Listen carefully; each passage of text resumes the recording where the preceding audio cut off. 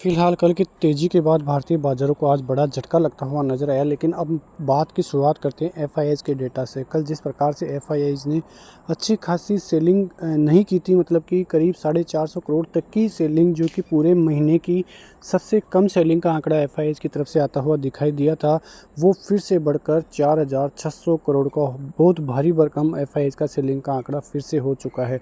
ये सेलिंग इसलिए भारी भरकम बोल रहा हूँ क्योंकि पिछले 3 दिनों की जो सेलिंग है वो धीरे-धीरे कम होती हुई दिखाई दे रही थी और एक साथ ऐसा लगने लग गया था कि अब एफआईआईज़ फिर से भारतीय बाज़ारों की तरफ लौट के आने लग गए हैं। और यदि ऐसा होता है तो भारतीय बाज़ारों के लिए काफ़ी अच्छी खबर फिर वहाँ से होगी, क्योंकि जिस प्रकार की सेलिंग पिछले कई दिनों से एफआईआईज़ की थी उस पर लगाम लगने वाली थी और लग भी रहा था कि भारतीय बाज़ार अब फिर से अच्छा खासा काम करते हुए दिखाई देंगे और आने वाले दिनों में फिर से ज़बरदस्त तेज़ी का मूड माहौल भारतीय बाज़ारों की तरफ से मिलेगा। और वैसा ही भारतीय बाज़ार कल तक तो कर रहे थे, लेकिन आज फिर से एक बड़ा झटका लगा और 4500 करोड़ से ज़्यादा की सेलिंग आज भारतीय बाज़ारों में देखने को मिली। डीआईएस की बाइंग के मामले में देखें तो 4500 करोड़ की बाइंग भी देखने को मिली, लेकिन एफआईआईज़ का आंकड़ा आज ज़्यादा देखने को मिल रहा है। तो ये एक बड़ा झटका भारतीय बाज़ारों की तरफ से देखने को मिला है।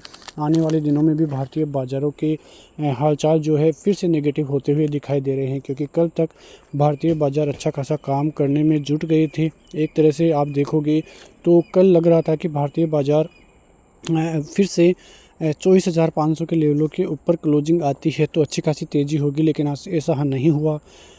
कल हम बात कर रहे थे ट्रैपिंग जोन की कि 24,500 का एक ट्रैपिंग जोन है, यदि उसको बाज़ार ऊपर की तरफ तोड़ के क्लोजिंग देगा तब जाके हम मानेंगे कि भारतीय बाज़ार अच्छा खासा कामकाज कर रहे हैं और आने वाले दिनों में भी करेंगे। लेकिन अब फिर से वही ट्रैपिंग जोन काम करता हुआ नज़र आया, वहाँ से बाज़ारों में ज़बरदस्त सेलिंग देखने को मिली और 500 से सीधे भारतीय बाज़ारों की आप क्लोजिंग देखोगे निफ्टी की तो 340 पे होती हुई दिखाई दी।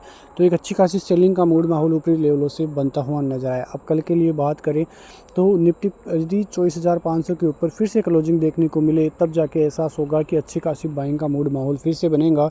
फिलहाल लगातार ऊपरी लेवलों से सेलिंग तो चलती रहेगी, लेकिन यदि कल फिर से बाज़ार रिवर्सल लेता है तो अच्छे खासे संकेत भी हमें मिलते हुए दिखाई देंगे, क्योंकि ऐसी न्यूज़ नहीं है, कोई ख़राब न्यूज़ नहीं है जिसकी वजह से लगे कि भारतीय बाज़ारों को कोई बड़ा झटका लगता हुआ दिखाई दे। बैंक निफ्टी की बात करें तो कल 2% तेज़ी हुई, करीब 1000 पॉइंट की तेज़ी देखने को मिली, लेकिन आज वो तेज़ी फिर से खोते हुए बाज़ार नज़र आए।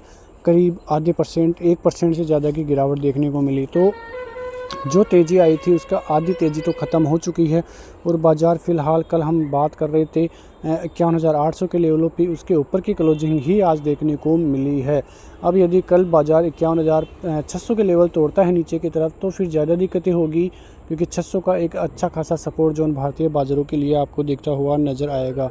लेकिन अब क्या होता है उस पर नज़र रखने वाली बात होगी। यहाँ पे आप लेवलों को देखोगे तो लगातार 3 दिन हैं जब बाज़ार 24,500 के ऊपर सस्टेन नहीं कर पा रहा है और अब कल चौथा दिन होगा। तो यदि वो लेवल पार हो जाता है तो ज़्यादा दिक्कतें नहीं रहेगी, लेकिन यदि कल का लो टूटता है बाज़ार में जो कि करीब 24,100 के लगभग है, तो आपको फिर 23,900 और फिर 23,300 की जर्नी स्टार्ट हो सकती है। तो थोड़ा डर भी है भारतीय बाज़ारों में कि कहीं बॉटम न बना और बाज़ार ऊपर नहीं गए तो फिर दिक्कतें भारतीय बाज़ारों के लिए बढ़ सकती है।